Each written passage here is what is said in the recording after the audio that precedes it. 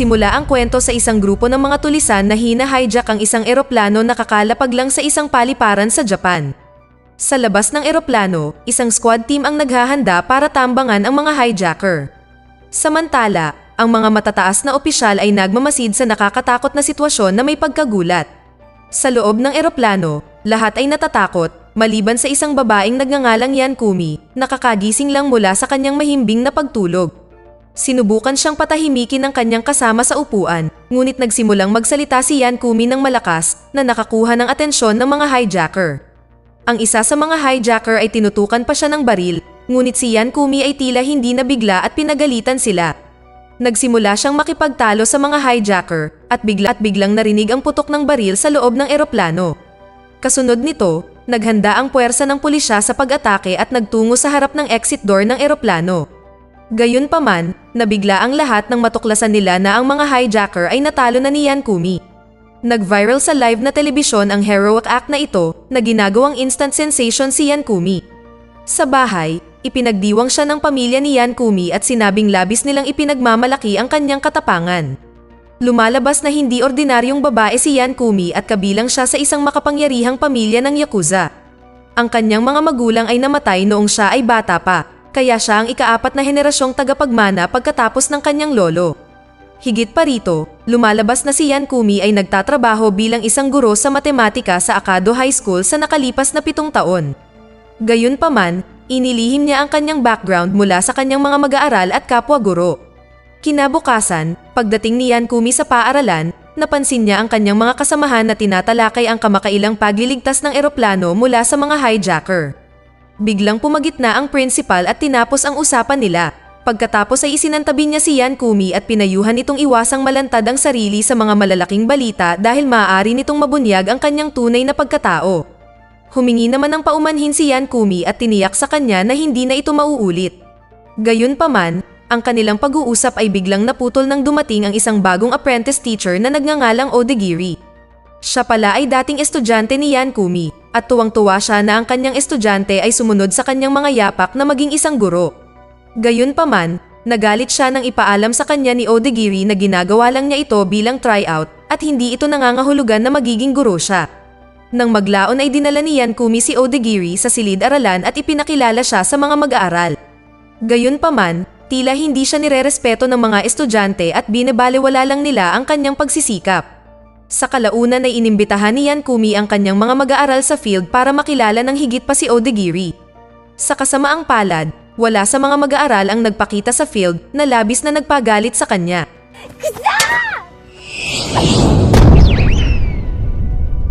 Samantala, makikita natin ang 5 estudyante sa bubong na ang pinuno ay isang lalaking nagngangalang Reita. Pinag-uusapan ni Reita at ng kanyang mga kaibigan kung bakit biglang bumalik si Odagiri bilang isang guro dahil siya ay dating napakagulong estudyante. Sa sumunod na eksena, nagtitipon ang mga dating estudyante ni Yan Kumi sa isang kafe at pinag-uusapan na nakita nila si Yan Kumi na may kasamang lalaki. Nagulat sila dahil hindi nila maisip na kaya pala ni Yan Kumi na maghanap ng boyfriend. Habang nag-uusap sila tungkol dito, dumating sina Yan Kumi at Odagiri para kumain ng tanghalian. Pagkatapos ay ipinakilala niya si Odagiri sa kanyang mga dating estudyante na sinasabing siya ay isang bagong guro. Nang marinig ito, napagtanto ng kanyang mga estudyante na mali ang pagkaintindi nila sa sitwasyon at nagbiro na hinding-hindi maakit ni Yan Kumi ang gayong kagwapong lalaki. Nang marinig ito, naging masama ang pakiramdam ni Yan Kumi at pinagalitan sila, ngunit pinigilan siya ni Odagiri. Pagkatapos nito, nagpa siya si Yan Kumi at ang kanyang mga dating mag-aaral na kumain ng magkasama, napagtanto na matagal na panahon na nang sila ay nagtapos mula sa high school. Habang kumakain sila, nagsimula silang magbahagi ng mga kwento tungkol sa kung ano ang kanilang pinagkakaabalahan mula noong graduation. Nang maglaon, inamin ng isa sa mga mag-aaral na noong una ay naisip nilang lahat na hindi kakayanin ni Yan Kumi ang pagtuturo at magkukwit ng maaga. Gayunpaman, nagulat sila nang makitang hindi lang siya nagtagumpay kundi nagtatrabaho pa rin siya bilang guro sa parehong high school. Nang marinig ito, nakaramdam ng emosyonal si Yan Kumi at nagsimulang umiyak, kaya agad siyang humingi ng tawad at inaliw ng kanyang mga estudyante. Samantala, lumipat ang eksena sa mga kaibigan ni Reita na kasalukuyang nakatambay sa gilid ng kalsada. Bigla silang nakaharap ng isang motorcycle gang na sinusubukang mangikil ng pera mula sa kanila. Nang makita ito, mabilis na pumasok si Reita at sinabihan ng gang na huwag abalahin ang kanyang mga kaibigan. Dahil dito, nag-away sila, ngunit madaling nagtagumpay si Reita na talunin ang gang. Nang gabing iyon, inanyayahan ni Yankumi si Odagiri sa kanyang bahay para sa hapunan. Ipinakilala niya siya sa kanyang pamilya at binanggit na lagi niyang pinapangarap na imbitahan ang kanyang mga mag-aaral para uminom at makipag-hangout sa kanila. Pagkaraan ng ilang oras, medyo naparami na ang nainom ni Yankumi, dahilan para siya ay makatulog. Nakipag-usap si Odagiri sa lolo ni Yankumi. Inihayag niya na si Yankumi ang dahilan kung bakit siya naging guro. Sinabi pa niya na kahit nakakainis si Yankumi minsan, tinuruan niya ito ng mga aral sa buhay at naging inspirasyon niya na magtrabaho ng husto sa high school. Kinabukasan, habang papunta sila sa paaralan, hindi inaasahang nakatagpo ni Yankumi ang dalawa sa kanyang mga dating estudyante na medyo magulo noong mga araw ng kanilang pag-aaral. Sa kanyang sorpresa, nalaman niyang binago na nila ang kanilang buhay at ngayon ay maayos na. Gayunpaman, hindi nagtagal ay nabaling ang kanyang atensyon sa isang lalaking nagsasalita sa malapit.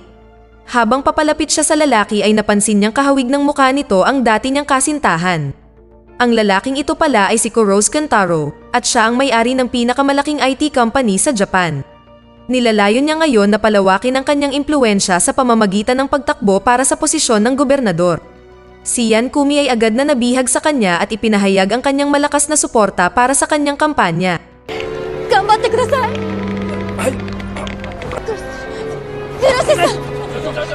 Lumipat ang eksena sa Okado High School kung saan hindi inaasahang lumitaw ang isang motorcycle gang. Sila pala ang mga miyembro ng kilalang-kilalang grupo na tinatawag na Black Skull na bumalik upang maghiganti kay Reita.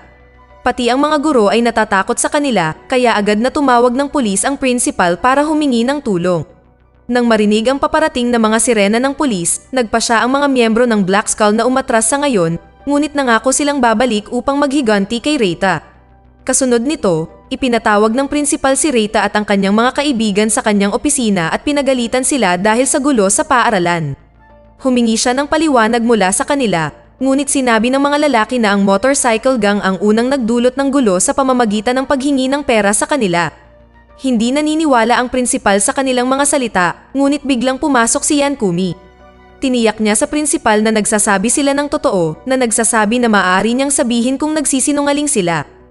Nang marinig ito, nagpa siya ang punong guro na palampasin ang bagay na ito ngunit sinabi niya kay Yankumi na kung magdudulot pa ng gulo ang kanyang mga mag-aaral sa hinaharap, siya ay matatanggal kaagad. Maya-maya sa klase, si Reita at ang kanyang mga kaibigan ay nabigla sa pagpayag ni Yankumi na ipagsapalaran ang kanyang trabaho para sa kanilang kapakanan. Dahil sa ayaw na niyang ilagay siya sa anumang gulo, nagpa siya si Reita na tapusin ang bagay minsan at para sa lahat.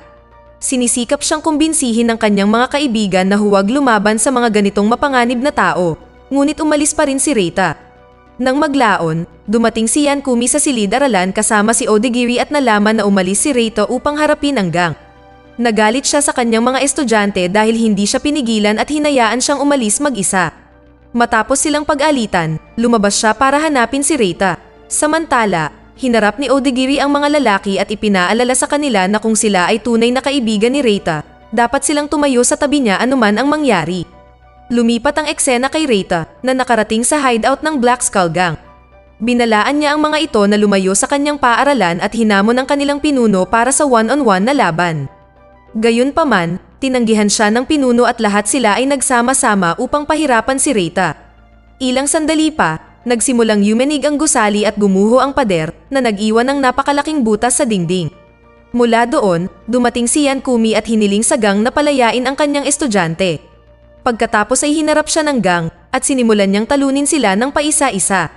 Siya ay nadaig pa rin ng mga ito, ngunit nang ang lahat ng pag-asa ay tila nawala, si Odagiri ay dumating at tinulungan siya. Pagkatapos ay binugbog ng dalawa ang grupo at kalaunan ay tumakbo sila. Sa sandaling iyon, dumating din ang mga kaibigan ni Reita at nagpasalamat kay Yankumi sa kanyang tulong.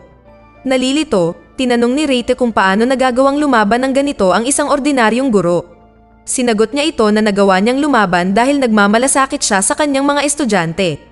Kinaumagahan, sinimulan ni Reita na tratuhin si Yankumi ng may higit na paggalang at binati siya ng kanyang mga kaibigan ng magandang umaga.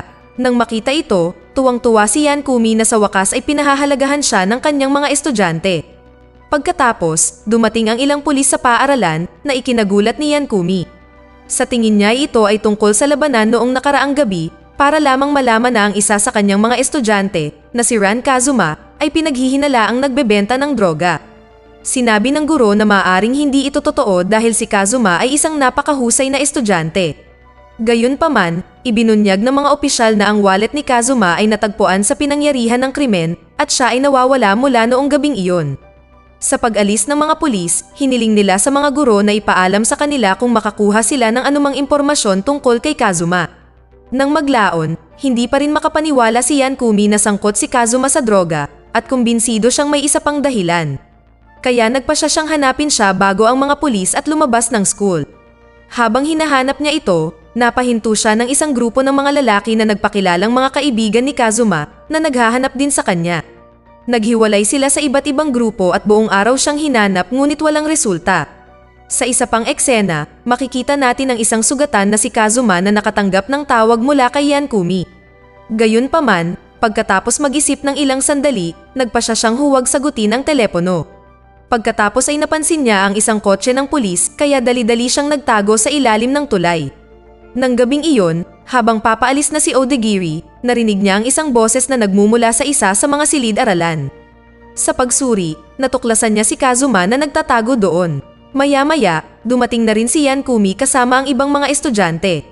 Tinanong niya si Kazuma tungkol sa kung bakit hindi siya tumawag sa kanya at sinabi niya na hindi niya nais na ilagay siya sa gulo.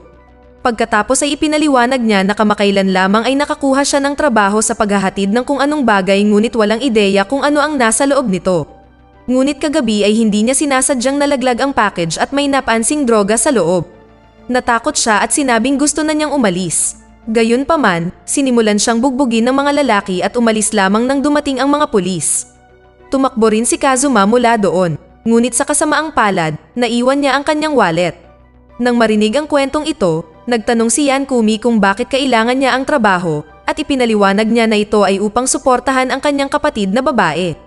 Pinanatag niya ito, sinabing hindi niya kasalanan at nag-alok kay Kazuma at sa kanyang mga kaibigan ng isang lugar na matutuluyan sa kanyang bahay magdamag. Maya-maya sa bahay, inutusan ni Yankumi ang kanyang mga alapores na imbestigahan ang nagbebenta ng droga na ito. Hindi nagtagal, matagumpay nilang nalaman na ang utak sa likod ng ilegal na negosyo ay si Kentaro. Hindi lang siya mayaman, ngunit napaka-maimpluwensya rin kaya mahirap siyang harapin at ilantad ang kanyang mga krimen. Nang marinig ito, nagalit si Yankumi at nanumpa na ilalantad sa publiko ang mga aksyon ni Kentaro. Sa sandaling iyon, narinig ni Kazuma at ng kanyang mga kaibigan ang pag-uusap at nagpa siya na isagawa ang mga bagay sa kanilang sariling mga kamay upang mailigtas si Yankumi sa karagdagang gulo.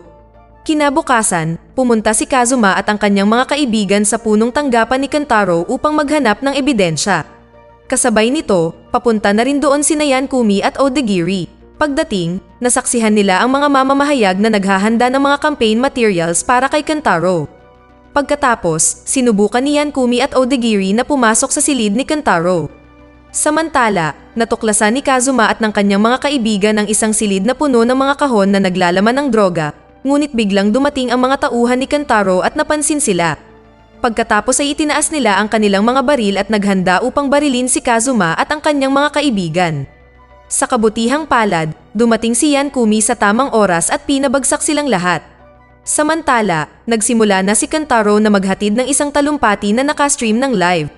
Sa kanyang pahayag, nangako siyang pagbubutihin ang lungsod kung siya ay mahalal bilang gobernador. Habang nagsasalita siya, dumating si Yankumi sa entablado at ibinunyag ang lahat ng krimen na ginawa niya.